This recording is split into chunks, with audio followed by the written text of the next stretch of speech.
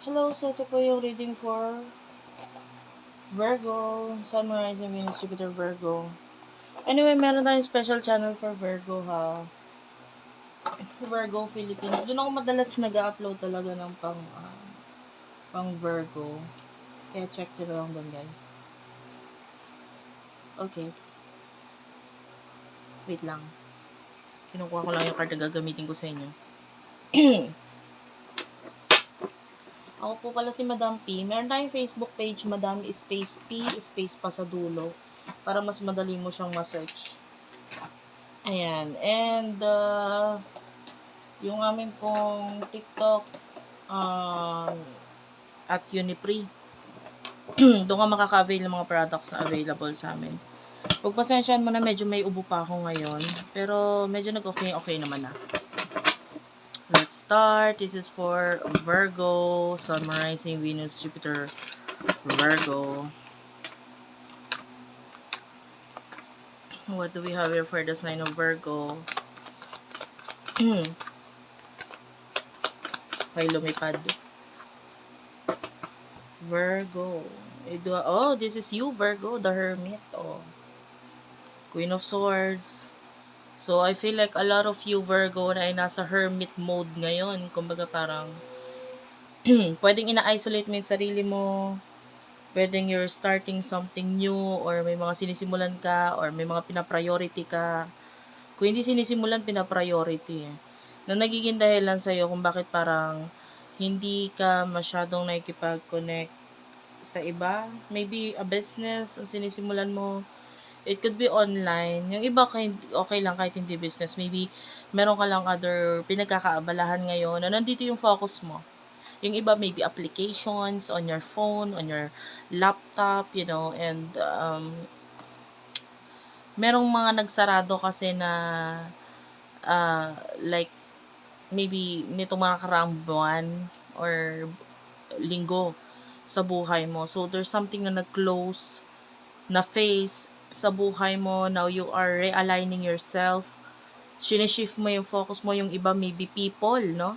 Mga tao. Kinut off mo, tinanggal mo sa buhay mo, yung connection mo sa kanila.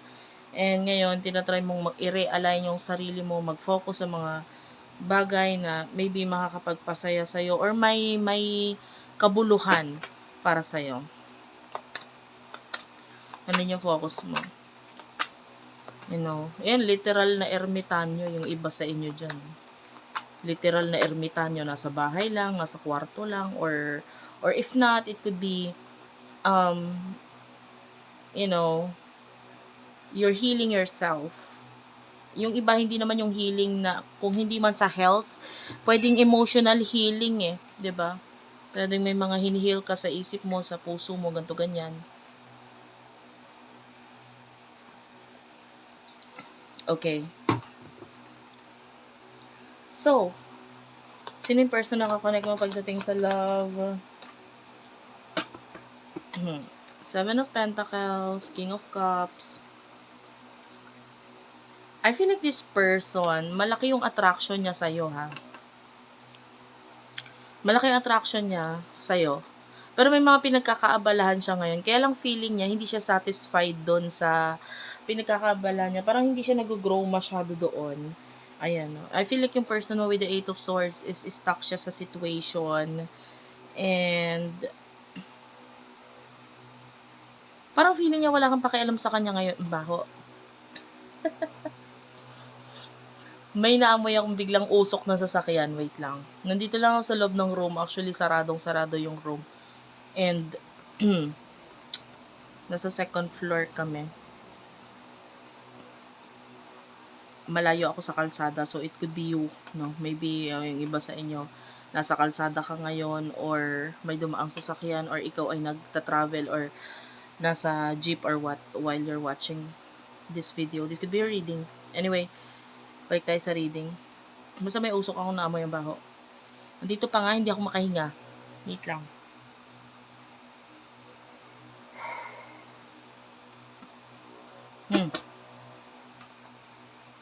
Anyway, ano yung emotions ninyo? Ano yung emotions ninyo? Ano emotions ninyo? Spirit guides, angel guys. For the sign of Virgo, Sun, Rising, Venus, Jupiter, Virgo. Knight of Swords, and the Ten of Cups. Okay. Alam mo, ikaw yung tipo ng tao na pag gusto mo or pag mahal mo yung isang tao, ipupush mo yung connection or yung relationship to the point na masyado ka nagmamadali.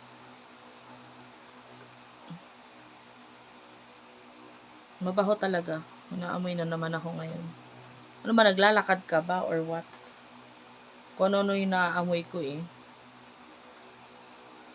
Kasi ngayon ang naamoy ko naman parang ano siya. Ano ba yun? Mga etchas ba? Etchas sa, sa kalsada sa ano. Yeah. Anyway. Okay lang kahit hindi.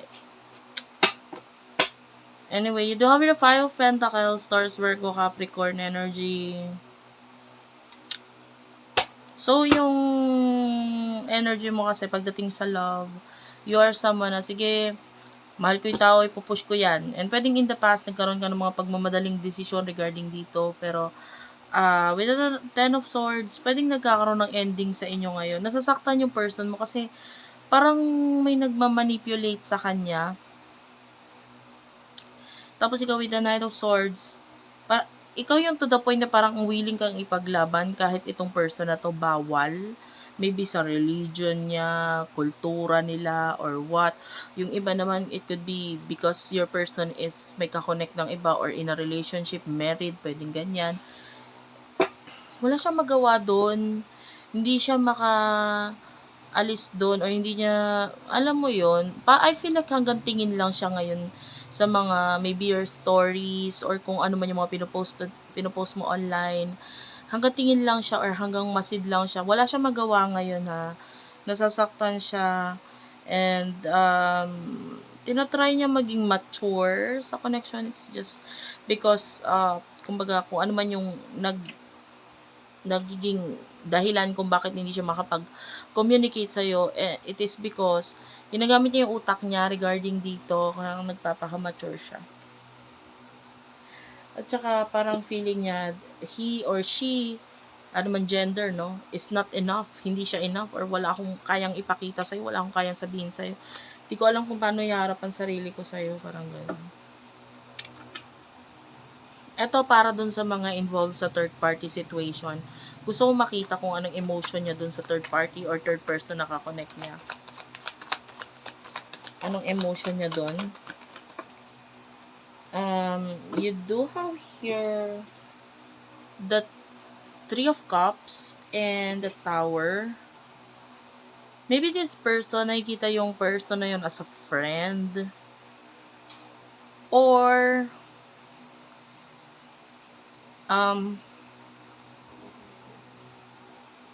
you do over the Sun.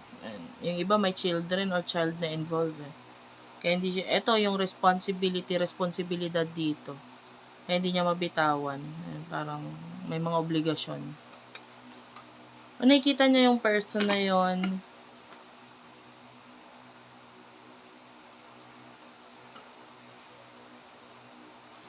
Actually, parang nag-end na nga din eh.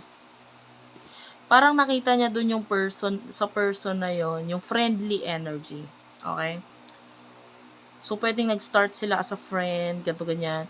Tapos, akala niya okay kasi because yung connection namin is nag-start as friendship. Pero parang nag-end or natapos na rin yun. Parang naiba na ngayon eh. Kasi the Tower is here.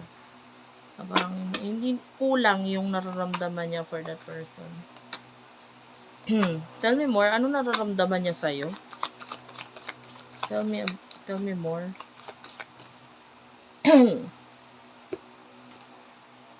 May iwas talaga siya eh. Ayun o. The Wheel of Fortune, medyo nabago yung pagtingin niya sa'yo. The Empress, so talagang matindi ang paghanga nito. At physical attraction, nakikita natin. And yung iba na may soulmate connection, nakikita natin nagkakaroon siya ng awakening regarding doon. So, what will happen in the future sa inyong dalawa? You over the Sun and the Nine of Swords. Clarify the Nine of Swords. Clarify the Nine of Swords. The Four of Swords is here. Three of Swords is here. King of Pentacles. One more card. Oh, wait lang. Ang baho kasi kanina. Parang ngayon nahihilo na ako. I don't know kung yung iba sa inyo ha. Don't use your phone habang nagbabiyahe. Kung gagamitin mo, music lang ganun. Huwag kang magtingin or huwag mong tignan. Maybe yung iba sa inyo pag eto ha, either one of you or some of you habang nanonood sa akin is nasa biyahe or ikaw yung tipo ng tao na pag bumabiyahe ka, nahihilo ka pag nasasakyan ka tapos gumagamit ka ng cellphone mo. Maybe you do have astigmatism or what. This could be a reading. So anyway, ang emotions mo in the near future na pala tayo. In the near future, Four of Swords, wala kang magawa. I can see with the Nine of Swords, yung stress mo, yung lungkot mo, regarding sa connection ninyo is nandun. Parang wala ka naman kasi magawa dito eh. The Sun is here. This is like telling you na, look at the bright side.